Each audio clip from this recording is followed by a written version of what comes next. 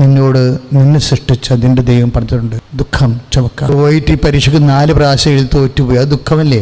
അത് ഞാൻ ചുമന്നുള്ളത്. IIT അതുപോലെ തന്നെ എല്ലാ പരീക്ഷകളും ഇല്ല, അതിൻ്റെ ദുഃഖമല്ലേ? നിന്റെ ഭർത്താവ് ഇന്ന് വരെ ആത്മാർത്ഥമായി നിന്നെ നോക്കി സംസാരിക്കാത്തത് അത് നിന്റെ ദുഃഖമല്ലേ? അത് ഞാൻ ചുമന്നുള്ളതാവും. നിന്റെ കുഞ്ഞുങ്ങളെ വലുതായി വരുമ്പോഴും മറ്റു കുഞ്ഞുങ്ങളെപ്പോൾ ഒരു വസ്ത്രം കൊടുക്കാൻ പറ്റാതിരിക്കുന്നത് നിന്റെ ദുഃഖമല്ലേ? അത് ഞാൻ ചുമന്നുള്ളതാവും. ഞാൻ നിന്നെ വഹിക്കാവുന്ന പറയണത്, ഞാൻ നിന്നെ എൻ്റെ വലതുകരത്തിലെ, എൻ്റെ വിജയകരമായ വലതുകരത്തിലെ താങ്ങി നിർത്തും. 43:10 ഇതാണ്.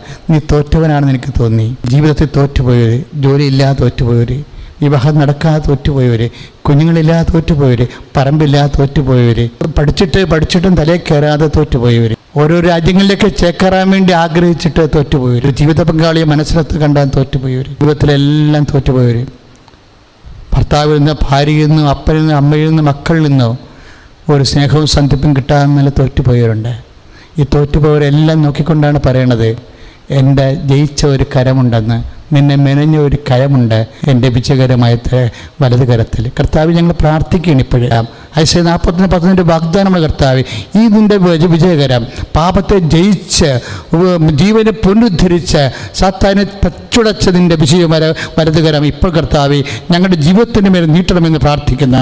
ശ്രുതികട്ടെ മക്കളെ, എൻ്റെ കർത്താവിൻ്റെ ഉന്നതമായ നാമത്തിൽ ജീവിതത്തിൽ തോറ്റുപോയ എല്ലാ മക്കളുടെ മേലും വിജയത്തിൻ്റെ വലിയ കരങ്ങളിലേക്ക് കർത്താവിനെ സമർപ്പിക്കുകയാണ്. കർത്താവ്, വിദ്യാഭ്യാസ മേഖലകൾ, ജീവിത മേഖലകൾ, പാർപ്പിട മേഖലകൾ, അടിസ്ഥാന സൗകര്യങ്ങൾ മേഖലകൾ, ജീവിത സ്വപ്നങ്ങൾ, ജീവിതത്തിൻ്റെ ആഗ്രഹങ്ങൾ, എന്തെല്ലാം കാര്യങ്ങൾക്ക് വേണ്ടി ഉടമ്പടി ചെയ്തോ ആ മേഖലകളിലെല്ലാം കർത്താവ് ഇപ്പോഴേ എവിടെ ഏതെല്ലാം മേഖലകളിൽ തോറ്റുപോയോ, ജോലി കർത്താവ് ഏതെല്ലാം മേഖലകളിൽ മറ്റു മനുഷ്യരുടെ മുമ്പിൽ അപമാന പാത്രമായോ ആ മേഖലകളിലെ അഭിമാനത്തിന്റെ നാമമായ യേശുക്രിസ്തുവിന്റെ നാമത്തിൽ അവന്റെ വിശുദ്ധമായ വലതുകരത്താൽ നീ ഏറ്റെടുക്കപ്പെടട്ടെ, ജീവിതം ഏറ്റെടുക്കപ്പെടട്ടെ, നീ വിജയിക്കട്ടെ.